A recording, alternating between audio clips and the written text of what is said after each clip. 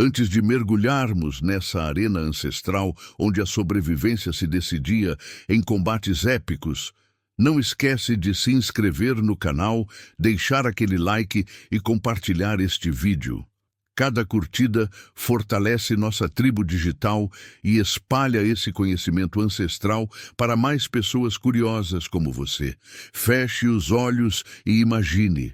Duas silhuetas se movem em círculos sob o sol escaldante do Saara há 30.000 anos. Não há barras de energia na tela, nem comandos especiais para decorar. Apenas músculos tensos, respiração controlada e a certeza de que cada movimento pode significar a diferença entre liderar o grupo ou ser banido para a morte certa no deserto. Este é o Street Fighter original. Não uma fantasia pixelizada, mas a realidade brutal e elegante dos nossos ancestrais. Antes de Ryu e Ken dominarem os arcades, nossos antepassados já haviam desenvolvido os fundamentos de todas as artes marciais: disciplina corporal, leitura do adversário, controle emocional e a dança mortal entre ataque e defesa. Aqueles combates ritualizados não eram apenas sobre força bruta, eram sobre status, território, parceiros reprodutivos e principalmente sobre quem teria o direito de guiar a tribo através das vastidões implacáveis do deserto. O que você está prestes a descobrir vai mudar para sempre sua visão sobre as origens da competição humana e revelar por que, ainda hoje, sentimos aquela adrenalina ancestral quando assistimos a uma luta.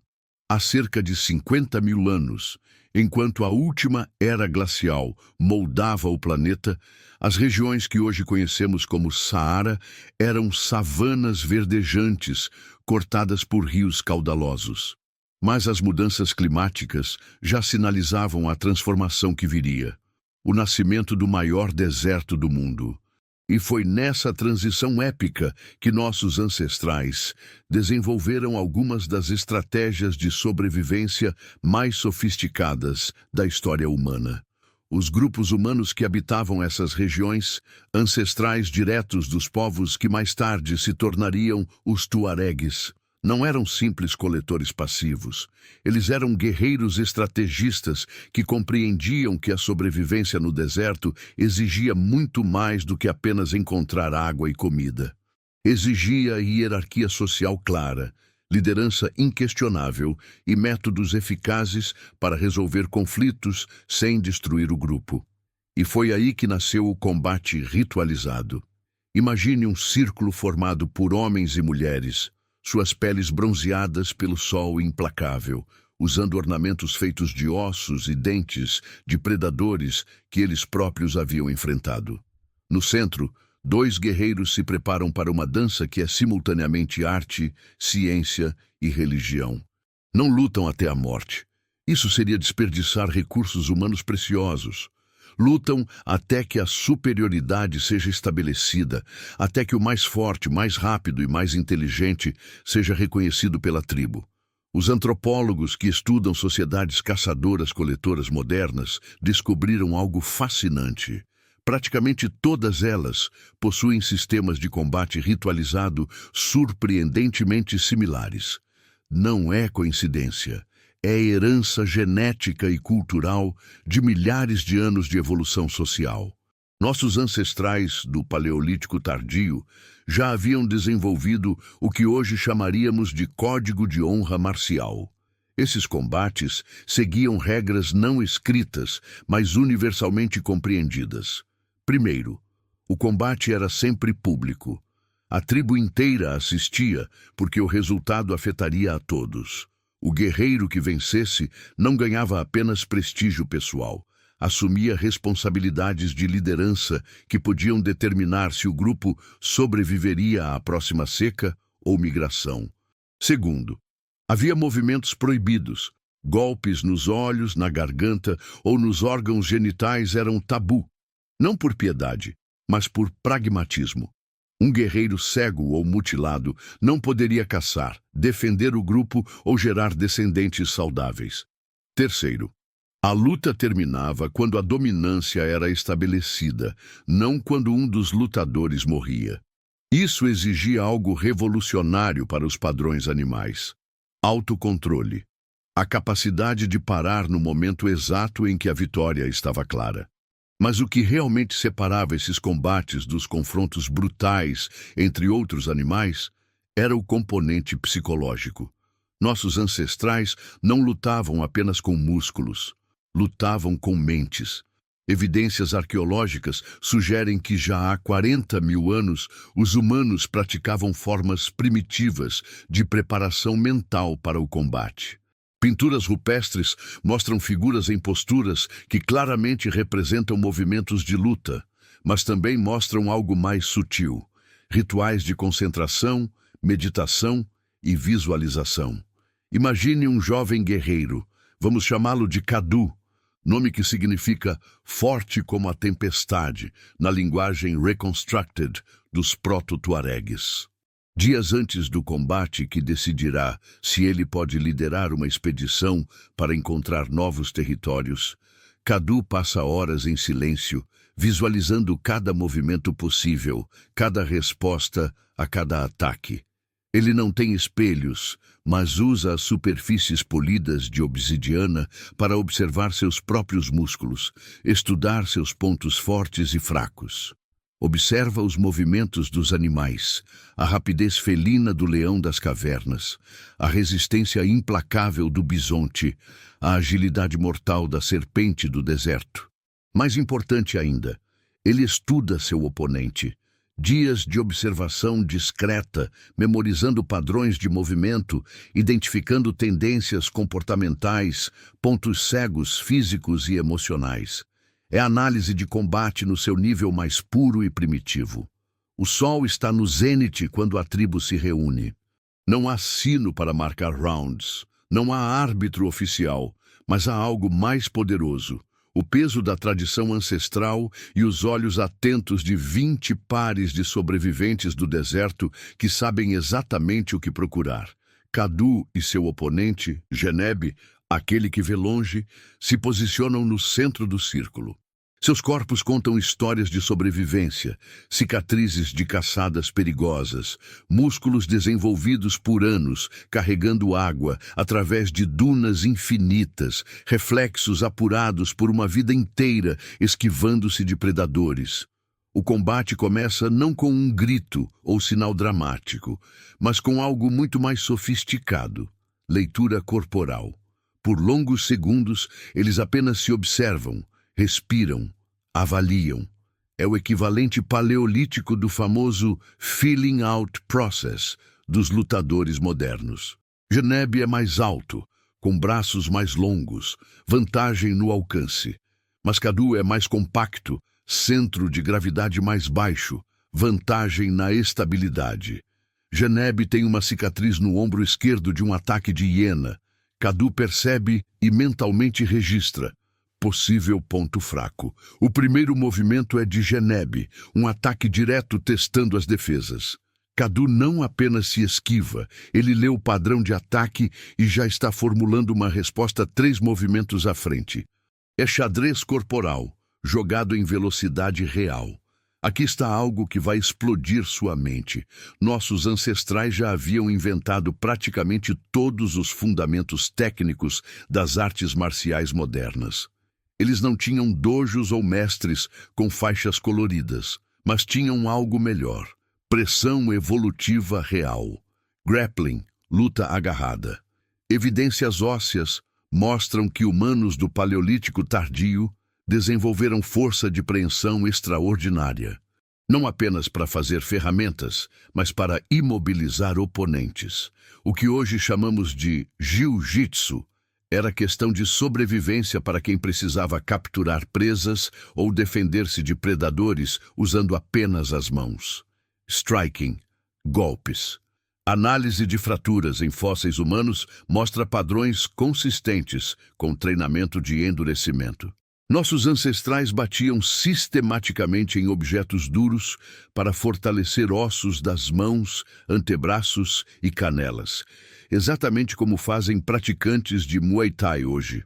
Footwork, trabalho de pés. Viver em terreno irregular como dunas e pedras soltas desenvolveu naturalmente padrões de movimento que hoje reconhecemos como fundamentais da esgrima e boxe. Cada passo tinha que ser calculado, cada mudança de peso intencional. Respiração controlada. Evidências indiretas sugerem que rituais pré-combate incluíam técnicas de respiração, não por misticismo, mas por necessidade fisiológica. Controlar a adrenalina, oxigenar músculos, manter clareza mental. Mas há algo ainda mais profundo acontecendo nesses combates. Eles não são apenas sobre estabelecer hierarquia social ou resolver conflitos. São sobre criar narrativas que definem identidade tribal. Quando Kadu finalmente derruba Geneb com uma combinação de swept leg e torção corporal que seria digna de qualquer campeonato de MMA moderno, algo mágico acontece. A vitória não pertence apenas a Kadu, pertence à tribo inteira. Eles acabaram de testemunhar o nascimento de uma lenda que será contada ao redor do fogo por gerações. E aqui está o insight revolucionário. Esses combates eram os primeiros entertainment media da humanidade. Eram Netflix e YouTube e videogame, tudo ao mesmo tempo. Eram as histórias que definiam quem eles eram como povo, que ensinavam valores às crianças, que preservavam técnicas de sobrevivência e que criavam coesão tribal. Décadas depois, quando Kadu já é um ancião respeitado e a tribo enfrenta uma nova crise, talvez uma seca devastadora ou a invasão de um grupo rival, sua história de vitória ainda inspira coragem. Jovens guerreiros imitam seus movimentos, não apenas fisicamente, mas espiritualmente. Conforme o clima mudava e as savanas se transformavam gradualmente no Saara que conhecemos hoje, algo extraordinário aconteceu. Os descendentes desses guerreiros paleolíticos não desapareceram. Eles se adaptaram, evoluíram e se tornaram os mestres supremos da vida no deserto, os tuaregues. Os tuaregues modernos preservaram de forma quase miraculosa muitas das tradições de combate de seus ancestrais pré-históricos.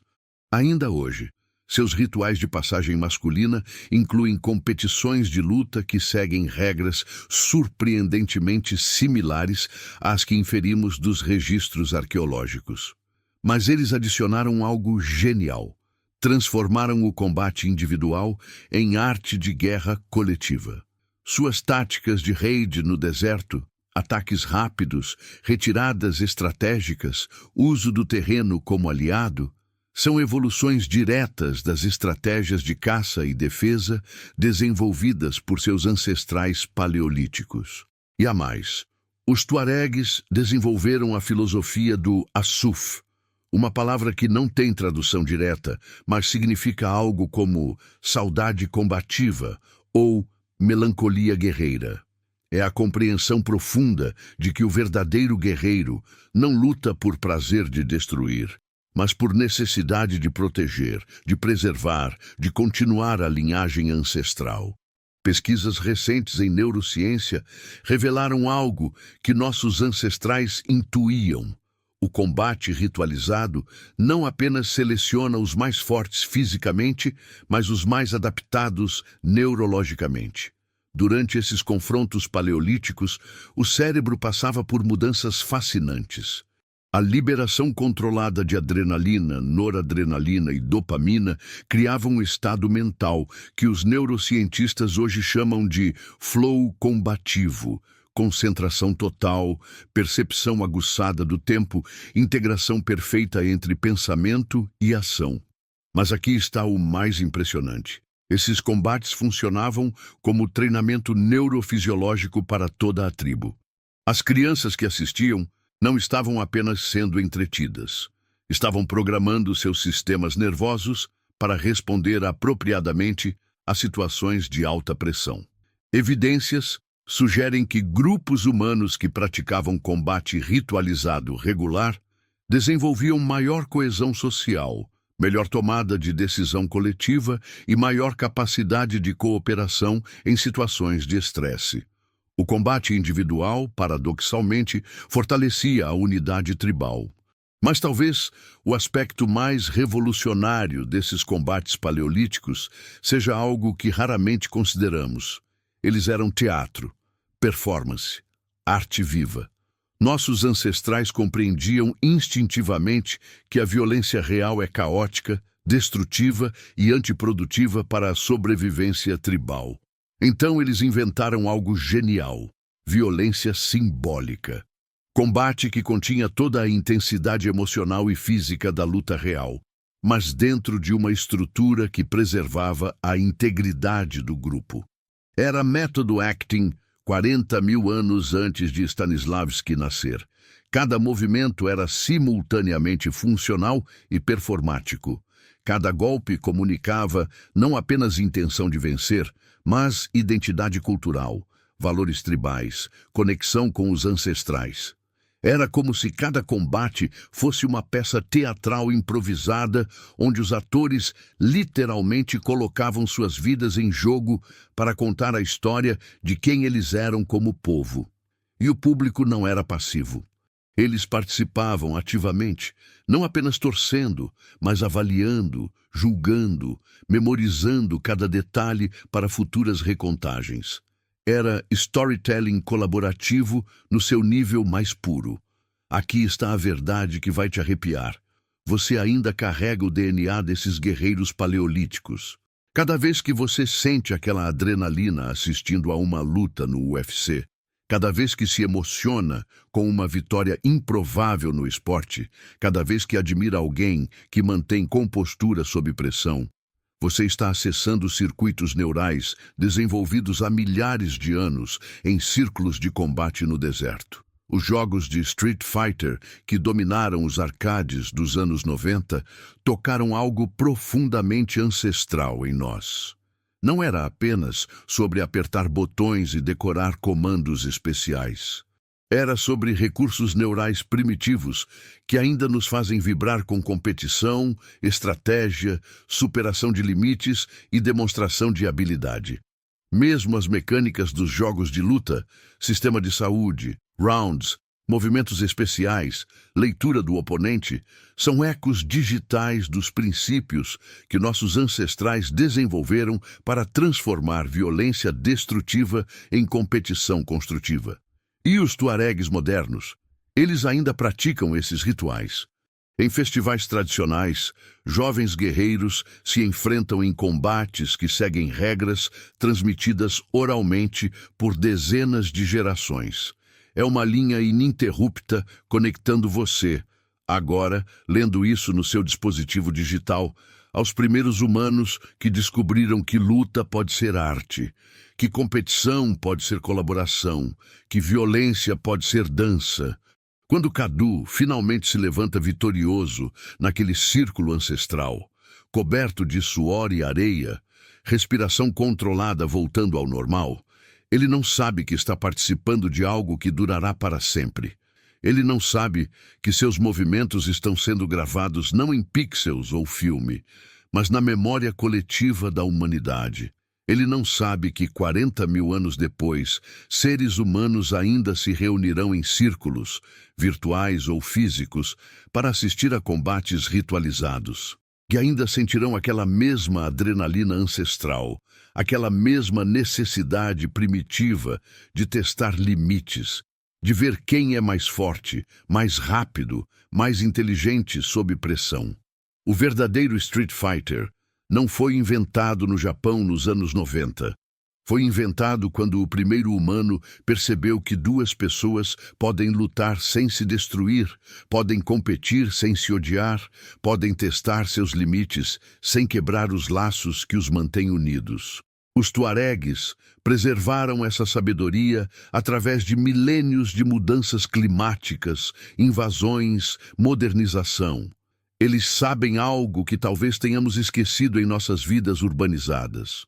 Que o verdadeiro guerreiro não é aquele que vence todas as lutas, mas aquele que entende que algumas batalhas servem para unir, não para dividir. E você, qual é a sua arena, onde você testa seus limites, enfrenta seus medos, demonstra do que é capaz?